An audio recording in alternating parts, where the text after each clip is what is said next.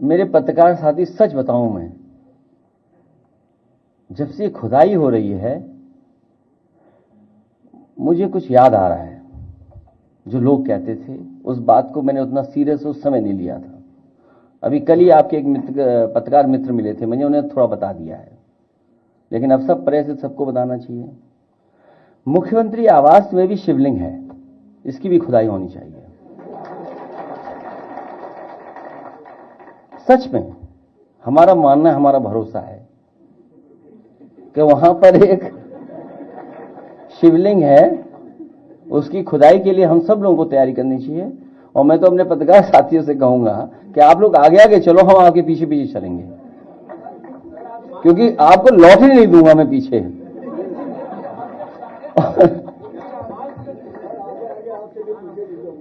तो ये जो सवाल इन्होंने पूछा वो इसलिए खुदाई चल रही है।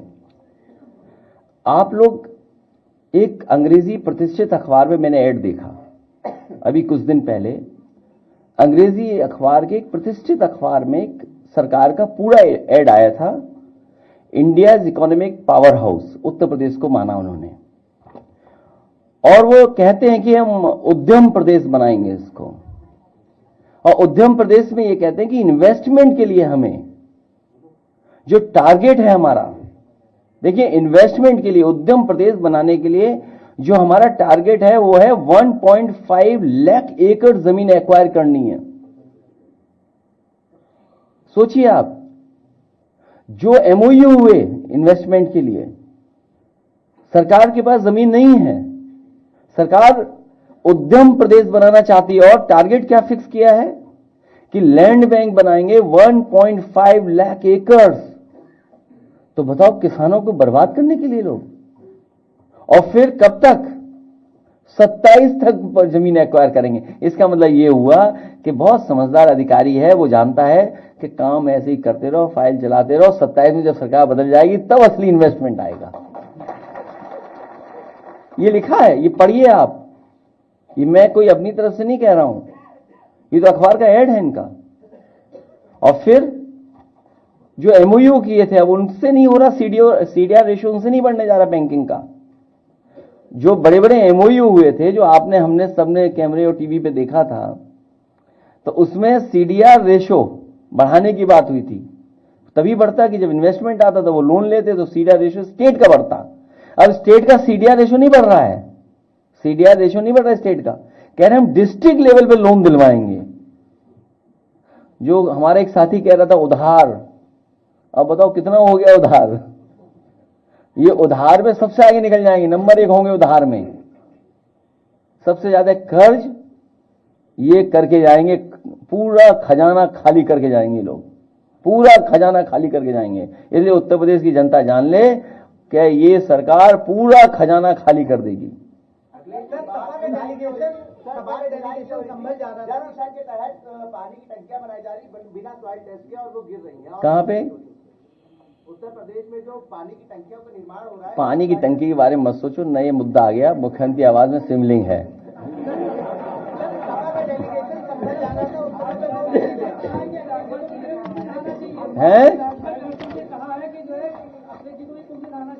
उन्हें पता ही नहीं, हम तो कुंभ में कई बार नहा चुके हैं, कई बार कुंभ में नहा चुके हैं। और देखिए ये सब वो आयोजन है, ये धार्मिक में किसी को बताना नहीं है, अपने आप स्नान करना चाहिए जाकर के। सपा का डेलीगेशन संभल जा रहा था, फिर रोक दिया गया, अब क्या दोबारा फिर संभल जाएंगे? टाइम एक्सीड हो चुका है, जिस टाइम तक के लिए रोका गया है। सर सपा का डेलीगेशन संभल, वो देखिए वो सब मेरी आप मेरी बात समझ रहे हो, आप भी जानते हो, जानबूझ करके ध्यान हटाने के लिए ये फैसले सरकार लेती है।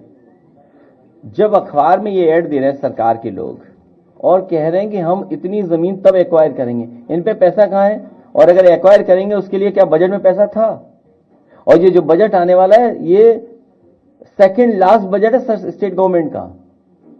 जब सेकंड लास्ट बजट और 3 बजटों में कोई पैसा नहीं रखा इन्होंने जमीन एक्वायर के लिए, आपको पूछना चाहिए। आपके विभाग का तो खूब आ जाता बजट, इसलिए नहीं पूछते हो आप। भाई आपके विभाग का बजट पर्याप्त आ जाता है, इसलिए नहीं पूछते हो आप। जब 1.5 लाख एकड़ जमीन एक्वायर करनी है उसके लिए बजट कहां है सरकार के पास? सरकार बताए बजट कहाँ है? अखिलेश जी, बुलडोजर एक्शन को लेकर के सुप्रीम कोर्ट ने उत्तर प्रदेश सरकार को अरे अभी बड़ी बातें मत करो, केवल स्टेट में रहो अभी। स्टेट ही में ठीक है, अभी ठीक है। बुलडोजर एक्शन को लेकर के सुप्रीम कोर्ट ने उत्तर प्रदेश सरकार पर रोक लगाने की कोशिश की है, कि मुआवजा देंगे। उसके बावजूद यूपी में बुलडोजर चल रहे हैं। अयोध्या में रमेश गुप्ता का घर गिरा दिया गया और वो लोग सारे डॉक्यूमेंट्स लेकर के खड़े थे। इसको लेकर के जो है क्या विपक्ष कुछ विरोध वगैरह करेगा? ये अनकॉन्स्टिट्यूशनल काम करती है सरकार जानबूझ करके, इसका विरोध करेंगे।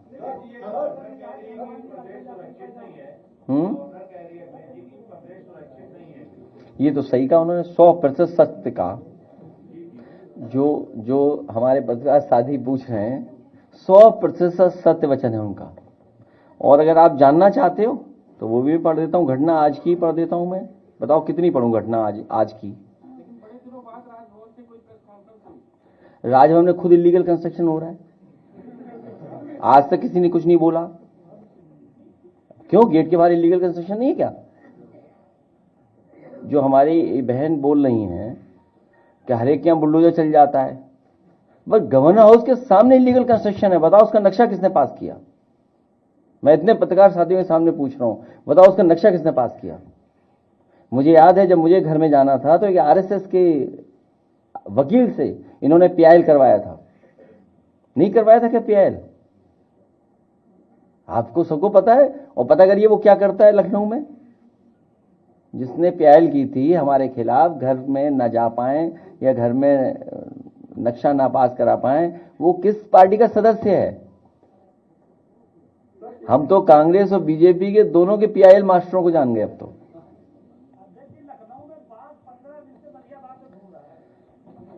उसके लिए एक पत्रकार भेजा जाएगा, पकड़ के ले आएगा। बहुत धन्यवाद आपका।